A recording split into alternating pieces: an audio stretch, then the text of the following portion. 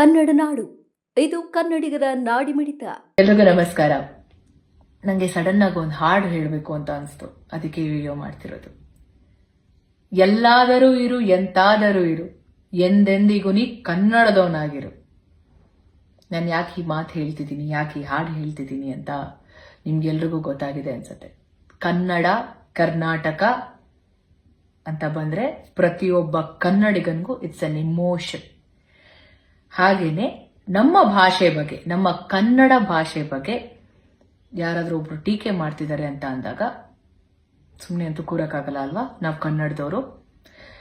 ನಾವು ಕನ್ನಡದವರು ಎಂತ ವಿಶಾಲ ಹೃದಯದವ್ರು ಅಂದ್ರೆ, ಪ್ರತಿ ಭಾಷೆ ಸಿನಿಮಾನ ನೋಡ್ತೀವಿ, ಪ್ರತಿ ಭಾಷೆ ಸಿನಿಮಾ ಹಾಡುಗಳನ್ನ ಕೇಳ್ತೀವಿ, ಆರ್ಟಿಸ್ಟ್ಗಳನ್ನ ಎಂಕರೇಜ್ ಮಾಡಿ ಸಪೋರ್ಟ್ ಮಾಡ್ತೀವಿ, ಟೆಕ್ನಿಷಿಯನ್ಸ್ನ ಸಪೋರ್ಟ್ ಮಾಡ್ತೀವಿ.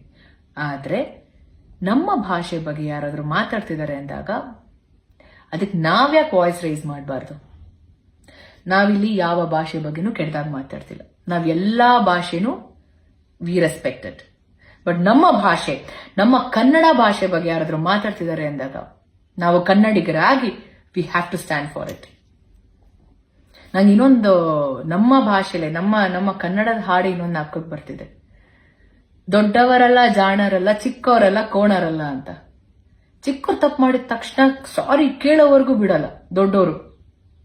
ಆದ್ರೆ ದೊಡ್ಡವ್ರು ತಪ್ಪು ಮಾಡಿದ್ರೆ, ತಪ್ಪು ಮಾಡಾದ್ಮೇಲೆ ಕ್ಷಮೆ ಕೇಳೋದ್ರಲ್ಲಿ ಏನ್ ತಪ್ಪಿದೆ? ಕನ್ನಡನ ಸರಿಯಾಗಿ ಮಾತಾಡದೇ ಇರೋರ್ನ ನಾವು ಹೀಗಲ್ಲ ಹೀಗೆ ಕನ್ನಡ ಮಾತಾಡೋದು ಅಂತ ತಿಳಿಸ್ತೀವಲ್ಲ, ಕಲಿಸ್ತೀವಿ ಆಕ್ಚುಲಿ. ಇನ್ನ ಕನ್ನಡ ಭಾಷೆ ಬಗ್ಗೆ ತಪ್ಪಾಗಿ ಮಾತಾಡೋರ್ನ ಏನಂತ ಹೇಳೋಣ? ನವೆಂಬರ್ 1ನೇ ತಾರೀಕು ಕನ್ನಡ ರಾಜ್ಯೋತ್ಸವ ಸೆಲೆಬ್ರೇಟ್ ಮಾಡ್ತೀವಿ. ನಾವ್ ಎಲ್ರೂ ಸಹ, ಪ್ರತಿಯೊಬ್ಬ ಕನ್ನಡಿಗ ಅವರವರ ಸೋಷಿಯಲ್ ಮೀಡಿಯಾ ಪ್ಲಾಟ್ಫಾರ್ಮ್ ಅಲ್ಲಿ ಅವರವರ ಪ್ರೀತಿನ, ಅವರ ಅಭಿಮಾನನ ತುಂಬಾ ಚೆನ್ನಾಗಿ ವ್ಯಕ್ತಪಡಿಸ್ತೀವಿ.